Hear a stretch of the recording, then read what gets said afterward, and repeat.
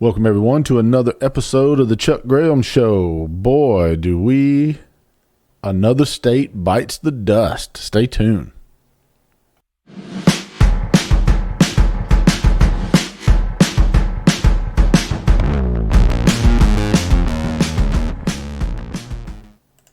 Well, basically, folks, what happened is, and I don't know if it's the Emergency Powers Act, it's called something else in Michigan, but basically what happened is the Michigan Supreme Court ruled that the act itself was unconstitutional.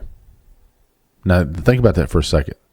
That the governor does not have the authority to continue the lockdown and these executive orders because the act in which she is basing her authority is unconstitutional. The entire act is unconstitutional. This is just one of two. You've got Pennsylvania, the district court ruled unconstitutional, the lockdown orders. Now think about this for a second. Now, really and truly think about this. Let's say you're a business owner and your entire business has been destroyed. And then you later find out that these lockdown orders were unconstitutional. That's insane. I'm a business owner and it's affected my company astronomically. I just had to bob and weave and restructure and try to figure out a way to stay on point and in business, and I've managed to do it, even though my company didn't qualify for PPE, right? And the loans and the bailouts and all that, which I'll make it. I always do. That's just the way it is. Just have to regroup and move on.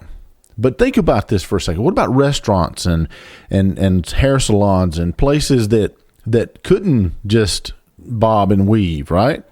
They had to shut down, completely shut the hell down. And then you find out later, the act itself was unconstitutional. Finally, the three branches of government is starting to work like it should.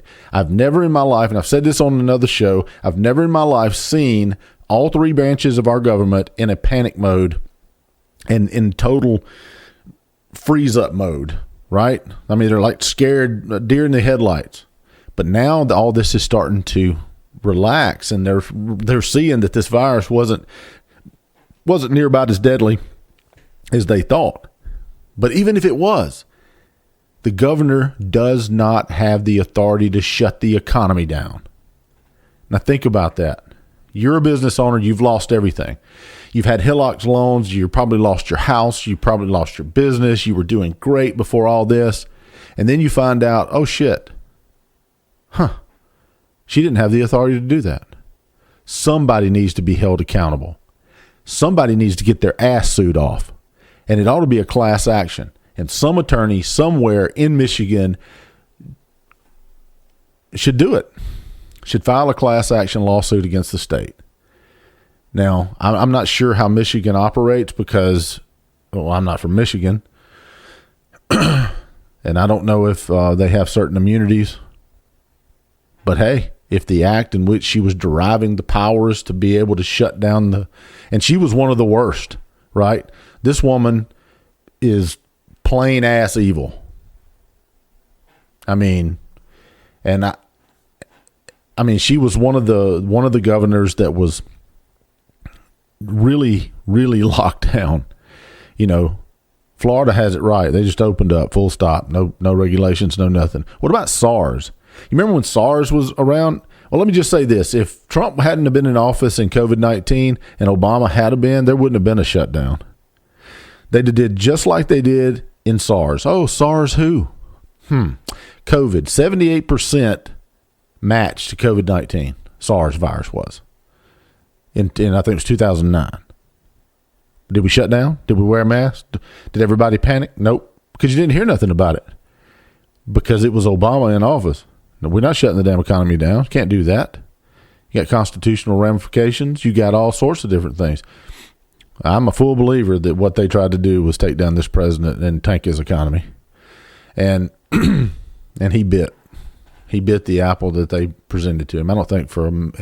And people said, and I heard some of the scientists say, they said, well, we got lucky during SARS because it wasn't nearby the dead. No, you got herd immunity because nobody knew what the hell it was and nobody knew about it unless you got it. Now, what you got was herd immunity. So anyway, I'm not here to debate that, but the point being is this. This is ridiculous, absolutely ridiculous, that this governor shut her entire state down, cost thousands and thousands of jobs, and people have lost everything, people. Not just a job. If you own that company, that's why the person that takes the risk should get the reward. If you want to know why employees shouldn't get a part of the profits of a company, this is why. Employees, they go and they find another job. The business owners lose everything. It's a damn shame. And right here in Mississippi, our governor, Tate Reeves, I'll never vote for him again, ever. And he's a Republican, but he handled this awfully. And I think a lot of governors handled it just pathetically. I hope this ends up at the United States Supreme Court, and that these acts and these provisions given to these statutes given to governors under emergency situations are stripped. You don't lose your constitutional rights just because you have a pandemic. That's not how our Constitution works. You don't, like the judge in Pennsylvania, the district court judge. That's basically what he said. I'm paraphrasing, but you don't lose your constitutional rights in times of emergency. You just don't. This is the first time in United States history that we've quarantined the healthy. But hey, I hope and I pray that this gets to the United States Supreme Court and they rule it. These acts that are passed in these states and these lockdowns were unconstitutional, so that it never happens again. If you hadn't subscribed to the show, please do so. Hit that notification bell and be notified of the next video. And I just want to say thank you for stopping by. And also I want to say thank you for listening. If you hit that like button. It helps us out a lot. And I'll catch you guys on the next video. God bless and stay safe.